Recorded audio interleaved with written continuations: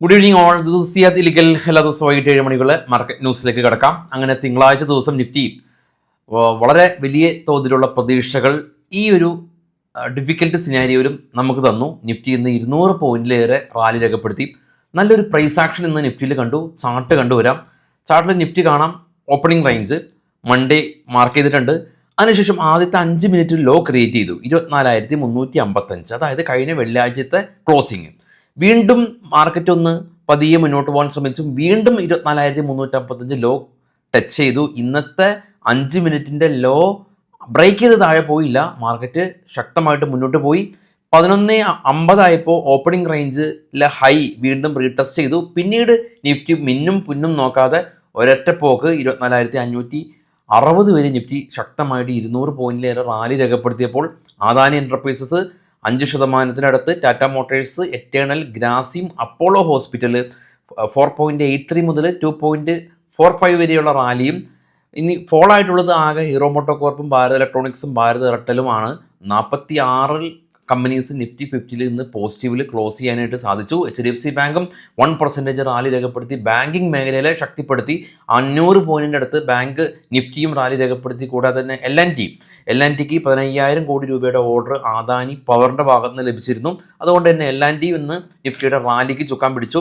കൂടാതെ ഡിഫൻസ് സ്റ്റോക്കുകൾ തിരികെ വന്നു, റാലി രേഖപ്പെടുത്തി. പാരാസ് ഡിഫൻസ് എല്ലാം തന്നെ 5%. ഫാർമ സെക്ടറും റാലിയിൽ പങ്കാളിയായിരുന്നു. സൈഡസ് ലൈഫ് സയൻസ് അവരുടെ പുതിയ മെഡിസിന് US ഡ്രഗ് കൺട്രോൾ അതോറിറ്റിയുടെ അംഗീകാരം ലഭിച്ചു. ബ്ലഡ് പ്രഷർ ട്രീറ്റ് ചെയ്യുന്ന ഒരു മെഡിസിനാണ്. അതുപോലെ തന്നെ ലുപ്പിനും പുതിയൊരു മെഡിസിൻ ലോഞ്ച് ചെയ്തു. അപ്പോൾ അതിന് ഡയബറ്റിക്സിന് വേണ്ടിയിട്ടുള്ളൊരു മെഡിസിൻ, അതിനും അംഗീകാരം കിട്ടി.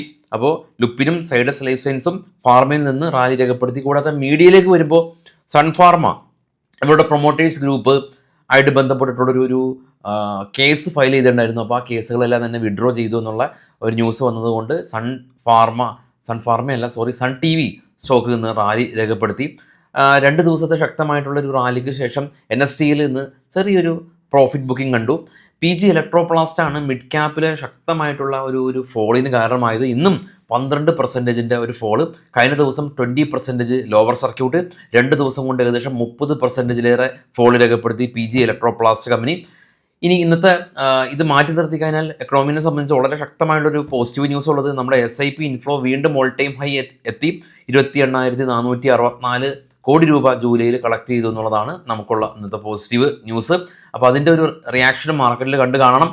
നേരെ ഗ്ലോബൽ മാർക്കറ്റ് ഒന്ന് പരിശോധിക്കുമ്പോൾ കാണാം, ഏറ്റവും താഴെ ഇപ്പോൾ ട്രേഡ് ചെയ്യുന്ന 3 യൂറോപ്യൻ മാർക്കറ്റ് മിക്സഡ് സെൻറ്റിമെൻറ്റ്സ് ആണ്. ഇന്ന് മാർക്കറ്റ് റാലി രേഖപ്പെടുത്തിയെങ്കിൽ കൂടിയും ഇന്ത്യ വിക്സ് 1.52% സ്പൈക്ക് ഉണ്ടായിരുന്നു. ഇന്ത്യ വിക്സ് ഓൾറെഡി ഏകദേശം ഒരു 5% റാലി രേഖപ്പെടുത്തിയിട്ട് ഒരു കൂൾ ഡൗൺ ആയതാണ്. ഡോ ഫ്യൂച്ചർ ഇപ്പോൾ പോസിറ്റീവായ രീതിയിലാണ്. ജപ്പാൻ മാർക്കറ്റ് ഇന്ന് അവധിയായിരുന്നു. രാവിലെ നമ്മൾ ജപ്പാൻ മാർക്കറ്റ് പോസിറ്റീവ് ആണെന്ന് പറഞ്ഞു. ജപ്പാൻ മാർക്കറ്റ് ഇന്ന് ആക്ച്വലി അവധിയായിരുന്നു. കൊറിയ, ചൈന, ഓസ്ട്രേലിയ എല്ലാം തന്നെ ഓപ്പൺ ആയിരുന്നു. ഒരു മിക്സ്ഡ് ആയിട്ടുള്ള സെൻറ്റിമെൻറ്റ്സ്. ഗോൾഡ് ഏറ്റവും ടോപ്പ് ചെയ്ത് മൂന്നാമത് കാണാം. 45 പോയിന്റ് അഥവാ 1.33% ഒരു ഫോള് ഉണ്ടായിട്ടുണ്ട്. പക്ഷേ ഗോൾഡ് ഇൻഫ്ലോ എല്ലാം തന്നെ ETF ഇൻഫ്ലോ എല്ലാം തന്നെ ശക്തമായ രീതിയിൽ മുന്നേറിയിട്ടുണ്ട് കഴിഞ്ഞ മാസം. അപ്പോൾ ഇതാണ് ഓവറോൾ മാർക്കറ്റിൽ നടന്നിട്ടുള്ള നമ്മുടെ ന്യൂസുകൾ. ഓൺലൈനിലേക്ക് നോക്കുകയാണെങ്കിൽ ട്രംപായിട്ട് ബന്ധപ്പെട്ടുള്ള ന്യൂസുകളെല്ലാം തന്നെ അവിടെ ഉണ്ട്. അതിൻ്റെ റെലവൻസ് ഒന്നും ചോർന്നു പോയിട്ടില്ല. യുഎസിനെ സംബന്ധിച്ച് നമ്മളെപ്പോഴും പറയാറുള്ള പോലെ തന്നെ ഇതൊരു പെട്ടെന്ന് സോൾവ് ചെയ്യാൻ പറ്റുന്ന ഒരു ഇഷ്യൂ അല്ല. കാരണം അവരുടെ മെയിൻ ടാർഗറ്റ് എന്ന് പറയുന്നത് US ഉൽപ്പന്നങ്ങൾ ഇന്ത്യയിൽ സുലഭമായിട്ട് വിൽക്കണം എന്നുള്ളതാണ്. ഇപ്പോൾ നിലവിൽ 50%-ലേറെ ടാക്സാണ് ഈ ഇന്ത്യക്കെതിരെ അല്ലെങ്കിൽ ഇന്ത്യൻ ഉൽപ്പന്നങ്ങൾക്ക് ഏർപ്പെടുത്തിയിട്ടുള്ളത്. അപ്പോൾ പല ചർച്ചകളും കണ്ടിട്ടുണ്ട്. അതായത് ഇന്ത്യൻ ഉൽപ്പന്നങ്ങൾക്ക് 50% ടാക്സ് ഏർപ്പെടുത്തുമ്പോൾ ഇന്ത്യയിൽ നിന്ന് US അയക്കുന്ന ഉൽപ്പന്നങ്ങൾക്കാണ് 50% ടാക്സ് ഏർപ്പെടുന്നത്. അപ്പോൾ അത് ഏർപ്പെടുത്തുമ്പോൾ US ജനങ്ങൾക്കല്ലേ ഇത് പ്രശ്നമുണ്ടാകുന്നത് എന്നുള്ള ഒരു ചർച്ചകളൊക്കെ കണ്ടിട്ടുണ്ടായിരുന്നു. പക്ഷേ നമ്മൾ മനസ്സിലാക്കേണ്ടത് ഇന്ത്യയിൽ നിന്ന് US ഏറ്റവും കൂടുതൽ കയറ്റുമതി ചെയ്യുന്ന ടെക്സ്റ്റൈലാണല്ലോ. ഈ ടെക്സ്റ്റൈൽ മേഖലയിൽ ഉള്ള ഇന്ത്യയുടെ എതിരാളിയായിട്ടുള്ള ബംഗ്ലാദേശിന് US ഏർപ്പെടുത്തിയിരിക്കുന്നത് 20% ടാക്സ് മാത്രമേ ഉള്ളൂ. അപ്പോൾ ബംഗ്ലാദേശിൽ നിന്നുള്ള വസ്ത്ര ഉൽപ്പന്നങ്ങൾ US വില കുറച്ച് ലഭ്യമാവുകയും ഇന്ത്യൻ നിർമ്മിത വസ്ത്രങ്ങൾ യു എസിൽ കൂടുതൽ വിലക്ക് ലഭ്യമാവുകയും ചെയ്യുമ്പോൾ ഇന്ത്യൻ ഉൽപ്പന്നങ്ങളുടെ ഡിമാൻഡ് കുറയുകയാണ് ചെയ്യുന്നത്. എന്നാൽ യു എസ് ഇതേ സമയം തന്നെ യു എസിന് ഏറ്റവും കൂടുതൽ ആവശ്യമായിട്ടുള്ള ഈ ഫാർമ സെക്ടറിലുള്ള ഉൽപ്പന്നങ്ങൾക്ക് ഈ ടെക്സ്റ്റൈൽ മേഖലയിൽ ഉള്ളതുപോലെ തന്നെ ഈ ടാക്സ് ഏർപ്പെടുത്തിയിട്ടില്ല. കാരണം യു എസ് ഇന്ത്യനെയാണ് ഫാർമയ്ക്ക് വേണ്ടിയിട്ട് ഡിപ്പെൻഡ് ചെയ്യുന്നത്. ഇതിനർത്ഥം യു എസിന് ടെക്നോളജി ഇല്ലാഞ്ഞിട്ടല്ല, ഇന്ത്യയിൽ നിന്ന് യു എസിലേക്ക് അയക്കുന്ന ഈ ഒരു മെഡിസിൻ അത് ഇന്ത്യയിൽ നിന്ന് ഇനി വേണ്ട, യു എസിൽ നിന്ന് പ്രൊഡക്ഷൻ ചെയ്യാം എന്ന് വിചാരിച്ചാൽ അവർ 8 മടങ്ങാണ് അവരുടെ ഈ ഒരു ഫാർമസ്യൂട്ടിക്കൽ എക്സ്പെൻസ് വരുന്നത് കൊണ്ട് കണ്ടാണ് ഈ ഫാർമ മേഖലയ്ക്ക് വലിയ പ്രശ്നങ്ങൾ ഇല്ലാതിരുന്നത്. പക്ഷെ അതും പതിയെ വരാനുള്ള സാധ്യതകൾ ഉണ്ട്. ഇനിയിപ്പോൾ നമുക്ക് സ്റ്റോക്കുകളുടെ വാർത്തകളിലേക്ക് പോകാം. നമുക്കൊരു മറ്റൊരു വീഡിയോ ആയിട്ടൊക്കെ ഈ ഒരു വിഷയത്തെക്കുറിച്ച് ചർച്ച ചെയ്യാനായിട്ട് വരാം. ഇത് സ്റ്റോക്കുകളുടെ വാർത്തയിൽ ബൈസൽ റെക്കമെൻഡേഷൻ ഒന്നല്ല, സ്റ്റോക്കുകളുടെ മാർക്കറ്റിൽ നമ്മൾ കളക്ട് ചെയ്ത വാർത്തകൾ മാത്രമാണ്. ഫ്യൂച്ചർ ആൻഡ് ഓപ്ഷൻ്റെ ഓഫ്ലൈൻ ക്ലാസ് കൊച്ചിയിൽ വെച്ചിട്ട് 24 ഞായറാഴ്ച ഉണ്ട്, സമയമുണ്ട് ബുക്ക് ചെയ്യാനായിട്ട്. ഈ ഞായറാഴ്ച കഴിഞ്ഞിട്ടുള്ള ഞായറാഴ്ച. അപ്പോൾ ഒരു SLൻ്റെ ചിലവിൽ നിങ്ങൾക്ക് ഫ്യൂച്ചർ ആൻഡ് ഓപ്ഷൻ ക്ലാസ് റൂമിൽ ഇരുന്ന് പഠിക്കാം. അപ്പോൾ ഫസ്റ്റ് കമ്പനിയിൽ നമ്പർ പിൻ ചെയ്ത് വെച്ചിട്ടുണ്ട്, കോൺടാക്ട് ചെയ്യാം. സ്റ്റോക്കുകളുടെ വാർത്തയിലേക്ക് ആദ്യം BML സ്റ്റോക്കായിട്ട് ബന്ധപ്പെട്ട ന്യൂസാണ്. 1888 കോടി രൂപയുടെ ഒരു കോച്ച് ഫാക്ടറിയായിട്ട് ബന്ധപ്പെട്ടുള്ള ന്യൂസ് ഇവർക്ക് ലഭിച്ചു.